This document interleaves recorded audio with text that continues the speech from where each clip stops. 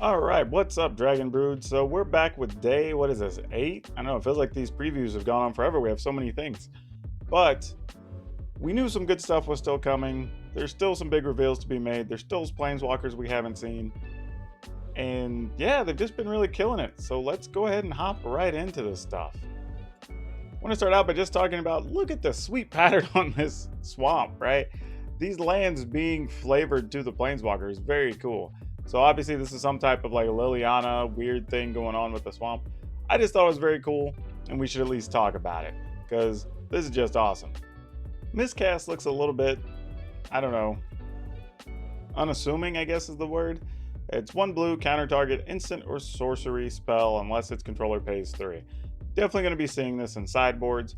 If control decks with a lot of spells end up being played, I guess, just through the meta, you'll probably get a couple of these main deck. But I don't know, it's kind of becomes a question of where does this live versus Mystical Dispute. I think that's going to be the biggest issue.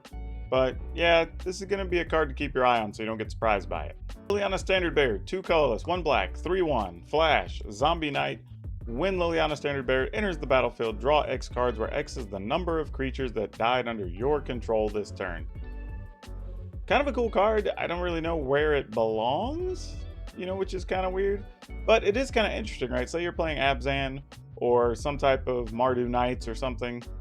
You attack, your opponent takes out 2 or 3 things that turn, or you have a bunch of stuff die in combat. You play this, draw 2 cards, 3 cards. Like, that's pretty good for 3 mana. So this card will likely get played. Just how strong it is, I think, remains to be seen. So Liliana's Devotee, another one that's 2 colorless and a black, 2/3. Zombie Lord effectively. Your zombies get +1/+0. Beginning your instep, if a creature died this turn, you can pay 1 and a black, and you create a 2/2 zombie. So this is pretty cool. You can get more creatures, which is neat.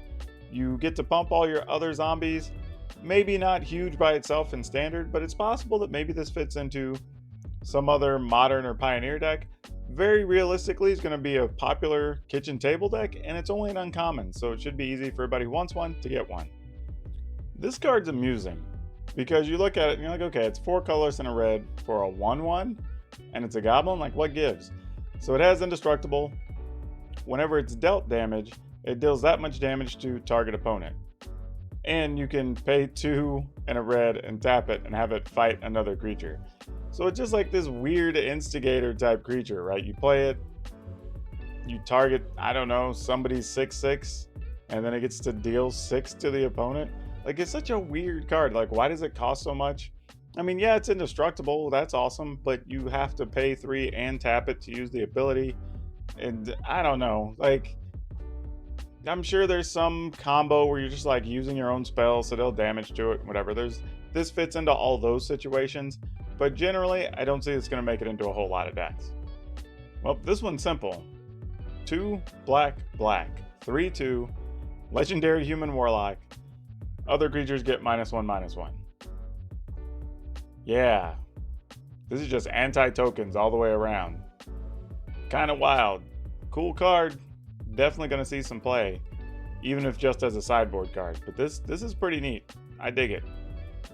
So, this is Nyambi. The way I understand it, Nyambi is actually Teferi's daughter, which is pretty cool. We talked about that on Good Morning Magic the other day. So, Nyambi, Esteemed Speaker, blue, white, legendary creature, human cleric. When Nyambi enters the battlefield, you may return another target creature you control to its owner's hand. If you do, gain life equal to that creature's converted mana cost. Pay a white, blue, and a colorless. Tap, discard a legendary card, draw 2 cards. So this is pretty cool in the sense of you can play her to protect a creature from dying during combat. If you have something that has a cool enter the battlefield ability, you could pick it back up so you can use it again the next turn.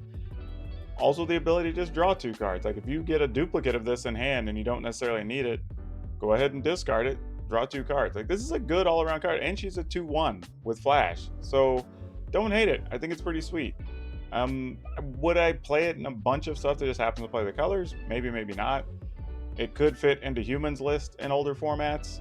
So this card will definitely find a home. It's just a matter of where and then how many copies because it's legendary. We've seen Glorious Anthem before.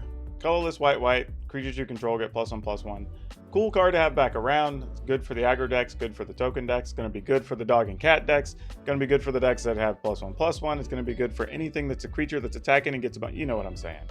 It's actually just an all-around quality card, so yeah, this is definitely going to show up in some lists for sure.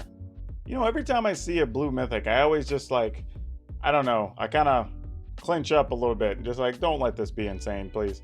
So it's 3 and blue, blue, blue. That is 6 mana, instant. Obviously, it's a Mythic. As long as it's your turn, this spell costs 2 blue, blue, less to cast. So you can get this all the way down to 2. End of turn. It says, oh, just in the turn. Okay. All right. It is an instant, so when you end the turn, it has the reminder text that exile all spells and abilities from the stack, including this card. The player whose turn it is discards down, blah, blah, blah. Basically, end all your turn stuff. So we've had some spells like this before that end the turn. The way this ultimately ends up getting used a lot of times is using it as just like a spell counter. Like they'll go to do something, you do this, stops everything from resolving, you skip straight to the end of the turn. That's most likely how to get used, but who knows? I mean, it's an instant, you can use it on the opponent's turn as well. Like there's some different things you can do. Do I think this is broken? No. Is it good? Yeah. But I feel like it's conditionally good. Because like if you play it, it's effectively a nothing card. But if you take your turn, then you pass, then you stop the opponent from taking a turn. It's like, okay, well maybe I got to play a land ahead of the opponent. So maybe that's a thing. It's like, I don't know, maybe decks are playing 4 of these. Like it's such a weird card because it doesn't do anything, but it also does everything. You know what I'm saying? Like it's very weird. So yeah, I would say this card's going to get played. It's just what's the best deck for it to play multiple copies. All right, I'm going to tell you right now, like the 5 slot in the Gruul list is brutal now. So Terror of the Peaks. I mean, basically between this card and that Elder Gargaroth, I pretty much have to send the Skargan Hellkite into retirement. Like he just needs to go up on some mountain or castle and just live out his days because I don't know if he's ever going to get back to the table. But this is 3 red, 5/4 creature, dragon, flying. Spells your opponent cast that target the terror cost an additional 3 life to cast. So if they decide to try to, I don't know, Heartless Act it, they have to spend 3 life. Whenever another creature enters the battlefield under your control, terror deals damage equal to that creature's power to any target. And to me, the biggest thing on here is the any target thing, right? Because imagine playing this, and then the next turn you play a Spellbreaker or a Questing Beast or whatever. Those things are going to be dealing 3 or 4 damage on the table, and then attacking with haste. Like, that could end the game pretty quickly. Plus, this is going to be able to attack for its 5, right? It's not going to take a lot. It does only have 4 toughness, which does make it acceptable to a lot of things, especially knowing we got a newer, I guess, an old removal spell back that deals -4/-4, right? So, yeah, I don't know. The card's good, though. Is it going to be a dominant player? Is it going to be something that shows up in every red deck? Like, probably not. But even 2 of in some of the aggressive multicolor versions or decks playing red could be pretty good. I don't know if this card's any good, but I feel like it's a cool thing to build around or include in your list. But it's 2 colorless and a black, which seems to be the theme for the black cards today. Silvermote Ghoul. At the beginning of your end step, if you gain 3 or more life, return Silvermote Ghoul from your graveyard to the battlefield tapped. It also has the ability you can play a colorless, a black, sacrifice it, draw a card. It is a 3/1. So it's a reasonable body. It's 3/1 for 3. You can gain life and just get it back out of the graveyard for no cost, which is very cool. You can also sacrifice it to draw a card. So useful all around. The cost may be a little prohibitive compared to other 3-mana things that some of the decks might want, but who knows? It is a zombie. It's also a vampire, so it fits into a couple of different theme decks. We also saw another vampire that gives you a bonus to your vampires already. So I don't know. There's a lot going on here, but at least is a card that I like seeing these in the lower slots that still playable in limited formats, but at least worth looking at and considering in standard or even just constructed formats all around. All right, Speaker of the Heavens is 1 white, 1/1, Vigilance lifelink. Create a 4/4 white angel creature token with flying. Activate this ability only if you have at least 7 life more than your starting life total. and only anytime you could cast a sorcery. I mean, it's vigilance, it's lifelink, it's 1/1, it's for 1 mana. It's got a lot of words for 1 mana, but I mean, I have to get to 27 life first. And so if I'm already at like 12 or 13 or whatever, I'm working back, like it's going to be like 4 or 5 turns sometimes before I'm even getting to where I can activate this. You have to hope it lives because it's only 1 toughness.